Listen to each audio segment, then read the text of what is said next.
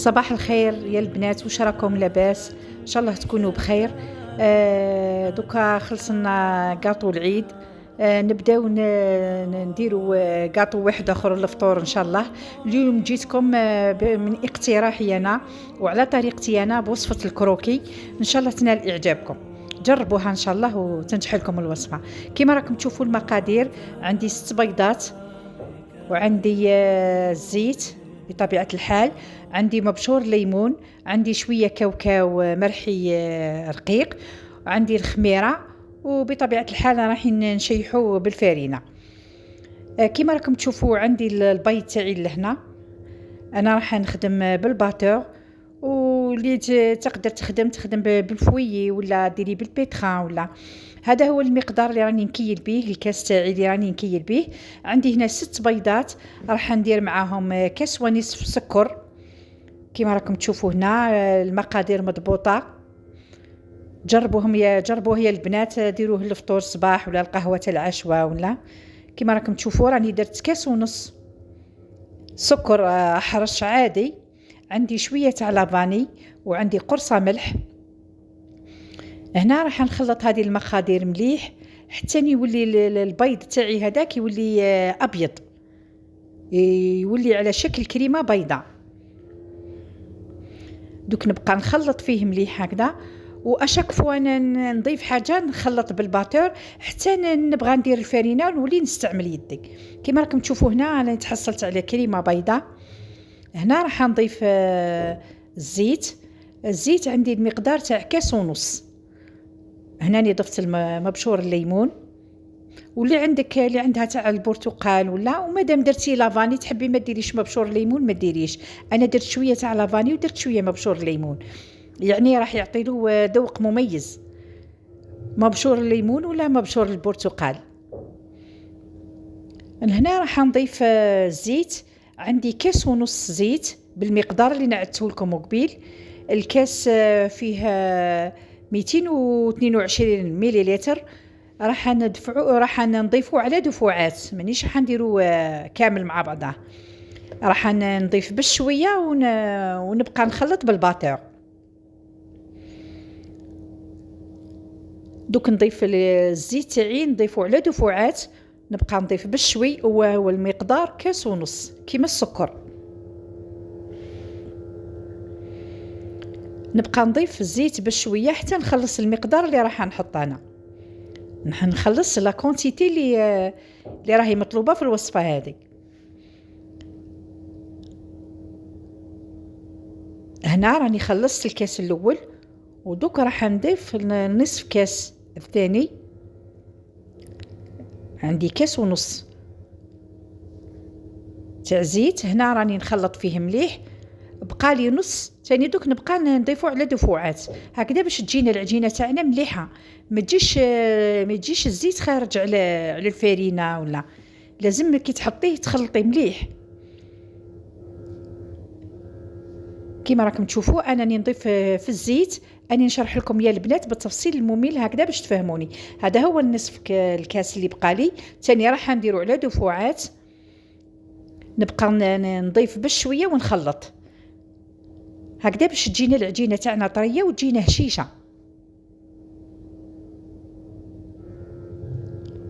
هنا راني براسك خلصت الزيت كامل، اني حطيته، هذا هو المقدار الاخير اللي بقى لي. دوك هنا راح نضيف النواشف. هي وصفه سهله وسريعه، ما تاخذلكش الوقت بزاف، ومن طون يجيك هايل، يجي بنين وهشيش. بطريقتي انا هذه اللي راه معتمدتها دائما في الكروكي تاعي، الكروكي ولا الكروكون ولا كل واحد واش يسميه. انا نهضر باللغه العاميه باش هكذا الجميع يفهمني. هنا ضفت شويه كاوكاو، وهذا من اختياري، اللي ما عندهاش ما تحطش. عندك كاوكاو ولا عندك مكسرات، المهم يكون مرحي مليح، يعني يكون مرحي رقيق، شويه تاع مكسرات. هذا راح يعطيه واحد القرمشه لداخل، كي يطيب كي تاكليه تجي واحد القرمشه، واحد البنه هكذا سبيسيال. هنا بعد ما ضفت المقدار تاع الكاوكاو تاعي، وقلت لكم يا البنات اللي ما عندهاش ما ديرش، واللي عندها مكسرات واحد اخرين دير. هنا راح نضيف النواشف. عندي هنا شويه تاع نشا، عندي قيس مغرفه تاع نشا، راني نصفي فيه بشويه، وانا صفيته من قبل.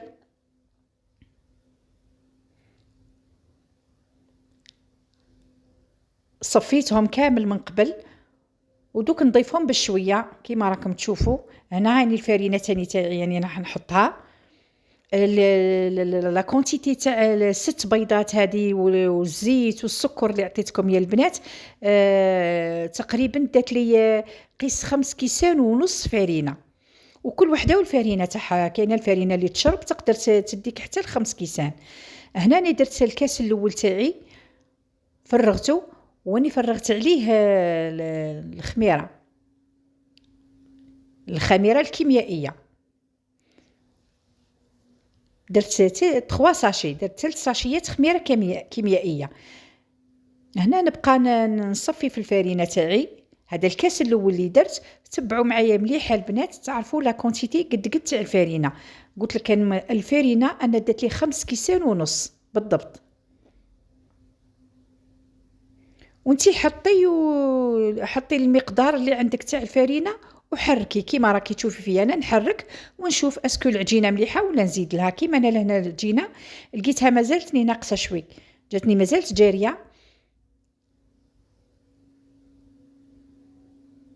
بطبيعه الحال اني نكيل بالكاس ونصفيها.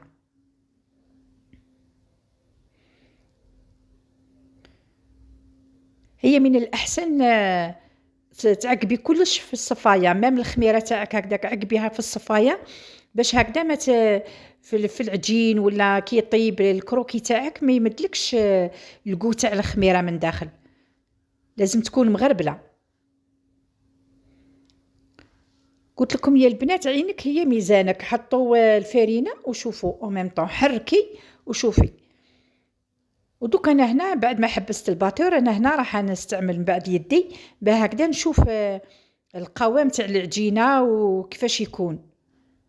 يعني كي تخدمي بيدك تعرفي.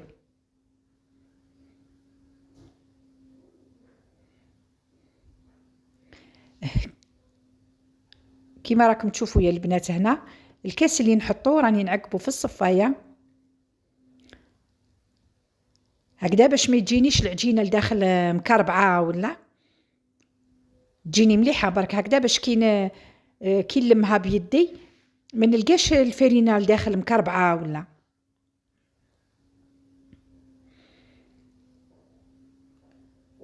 تبعوا الطريقه هذه يا البنات. وصفه سهله وسريعه. ديروه الفطور لوليداتكم الصباح. دوك خلصت العطله قبل ما يروحوا يقراو ان شاء الله لازم يفطروا مليح. الفطور تاع الصباح ضروري. ديروه لوليداتكم باش يفطروا الصباح. بما انه الكاطو تاع العيد خلصنا لازم نزيدو كش ما نديرو شوي كاطو. انا اقترحت ندير شوي كروكي، وبما ان الوصفه جاتني هايله حبيت نتقاسمها معكم، وانتم تاني بارطاجيوها مع لي زامي تاوعكم وخواتاتكم. وصفه سهله وسريعه ويجيكم هايل، يجيكم هشيش وبنين. كما راكم تشوفوا هذا هو القوام تاعي تاع العجينه. انا خليتها شويه جاريه هكذا باش يجيني هشيش لداخل. وراح نستعين كما قلت لكم يا البنات انا خليت العجينه تاعي شويه جاريه، وراح نستعين بالزيت باش ندير باش نخدم الكروكي تاعي هادو. باش نخدم الكروكي تاعي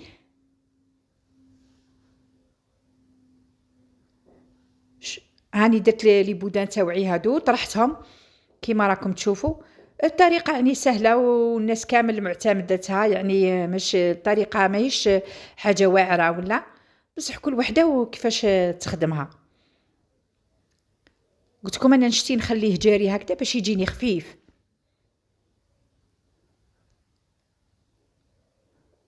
هنايا البنات بعد ما خلصتو كيما راكم تشوفوا فيه لهنا. وانا كنت شعلت الفور تاعي على 180 درجه، كنت سخنته من قبل. عندي بيضه كامله هنا، زدت لها شويه قهوه سائله، قهوه سائله ولا غبره كيما تحبي. انا درت قهوه سائله هكذا، راح تعطيني واحد الاحمرار هكذا، تعاونوا باش الكروكي تاعنا يجينا احمر. راح ندهنو من فوق بالبيض والقهوه هذه كيما راكم تشوفوا لهنايا البنات. ومن بعد راح نديرو يطيب بطبيعه الحال. كي يطيب من تحت نعاود نشعلو من فوق، ويكون البلاطو تاعي هبطته للدرج الاخير للتحت هكذا، باش ما يطيب لي فيه غردو وما يحمرش ثم ما يتحرق ليش.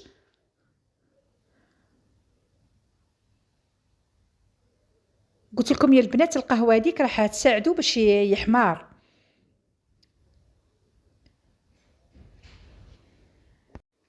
كيما راكم تشوفوا لهنا يا البنات، ندهنوا بالبيض هذاك والقهوه اللي كنت خلطتهم مع بعضهم، وتشكيل وتزيين زيني كيما حبيتي. انا هنا نديرو هكذا خطوط رقيقه بالفرشيطه. تحبي تخليه هكذا خليه عادي هكذا كيما حبيتي. والاضافات من فوق تحبي ديري كاوكاو رقيق ولا خشين، ولا تحبي ديري جلجلانيه، ولا كل وحده وطريقه التزيين تاعها. الاضافات هذه اللي تجي من فوق كل وحده واش تحب تضيف، يعني انتي حره واش ديري فيه. هادو هما اللي الخطوط انا اللي نديرهم بالفرشيطه هكذا كيما راكم تشوفوا، خطوط رقيقه. وهنا ندير له شويه تاع كاوكاو من فوق. كاين اللي تحبي ديري له السكر، تحبي ديري له الجلجلانيه، تحبي تخليه هكذا سامبل طول خليه. انا نحب نديرو هكذا بالكاوكاو باش كي تعودي تاكليه يمدلك واحد الكو هكذا، يعني اضافه من عندي انا، يعني يتغير الكو تاعو، ماشي كيما يجي سامبل، كيما ماشي كيما تحطي له الجلجلانيه ولا الكاوكاو. وهنا الفور تاعي راني شعلته على 180 درجه، راه يكون سخون. دوك نحطو يطيب من تحت ونعاود نحمرو من فوق، نعسو برك باش ما يحمر ليش مليح. وهنا البنات راكم تشوفوا هنا بعد ما طاب كيف راكم تشوفوا فيه طاب، الله يبارك جاي سخف. وانا نشتي الكروكي تاعي نحمرو على الجناب هكذا باش يمد لنا واحد القرمشه واحد الكو يجي هايل. دوك نعاودو بعد ما غسلت البلاطو نحيته وغسلت البلاطو عاودت قلبته، خاطرك شو كنت تحطيه على البلاطو اللي جبدتي فيه هذاك الدقداق تاع الكروكي راح يتحرق، وماشي ما يخليش الكروكي تاعك يحمار في غرضو. صافين هنا راني نحيته من البلاطو، غسلت البلاطو عاودت قلبته، ودوك نحمرو على الجهتين. لا كونتيتي اللي بقات لي تاع العجينه الاخرى اني درتها تاني شكلتها في البلاطو وحطيته يطيب عادي، ما درت له حتى اضافه لا بيض لا والو. هنا من بعد ما حمر لي الكروكي تاعي ها كيما راكم تشوفوا، هذه لا كونتيتي الثانيه اني درت فيها 3 كيما راكم تشوفوا، درت فيها 3 ما درت له لا بيض لا والو، درتو طيبته سامبل كيما راه عجينه كيما راه طيبته، درتو دي بودواغ هكذا وطيبته. من بعد كي يطيب عندي هنا 3 عراف، زوج اني درت لهم كونفيتور، عندي شويه كونفيتور تاع فراز خلطت له شويه ما زهر، قيس نص مغرفه ولا ما زهر باش هكذا ما يطغاش الكو تاع ما زهر على الكونفيتور. عندي شويه كونفيتور تاع فراز ولا ديري انتي تاع برتقال ولا واش عندك، درت له شويه ما زهر ودهنته من فوق وزينته بالاخر بالكاوكاو. عندي شويه مكسرات هنا مرحيين خشين درتهم من فوق. هنا هاني الاخر اني بدلت الكروكي تاعي على الكوتي الاخر باش يحمر. وهنا البودواغ الاخر اللي بقالي درتو بالشوكولا، كانت عندي شوي شوكولا درتو بالشوكولا، جا بنين هايل. لدرجه انه ولادي قالوا لي يا ماما كو غير درتيه كامل بالشوكولا خير. جا بنين هايل، جاني تاع الشوكولا والكونفيتير احسن من هذاك اللي مخدوم بالبيض والكاوكاو وحده. يعني جا واحد الكو هايل، سيرتو تاع الشوكولا والكونفيتير جا هايل. جربوه يا البنات، الطريقه سهله ومام الوصفه اقتصاديه، ماشي راح تطلب لك حوايج بزاف. مليح هكذا الفطور تاع الصباح ولا قهوه تاع العشيه. وصفه سهله وسريعه واقتصاديه او ميم طون. ميم لا كونتيتي هذه اللي درت انا قطعت لي يعني كميه لاباس بها يعني. كيما راكم تشوفوا هنا هاني بعد ما حمرته على لي دو كوتي جا هايل يا البنات، جا مد واحد المنظر هايل، واحد ميم كي تاكلوه واحد القرمشه خفيف او ميم طون يجي يتقرمش.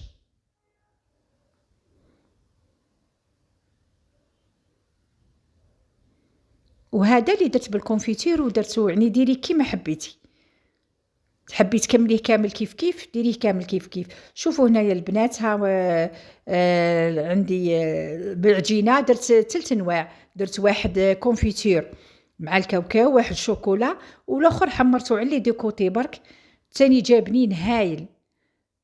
المهم تنجح لكم الوصفه والطريقه، تبعوا الطريقه برك ان شاء الله يجيكم هايل يا البنات. والى الملتقى ان شاء الله، والى وصفه اخرى باذن الله.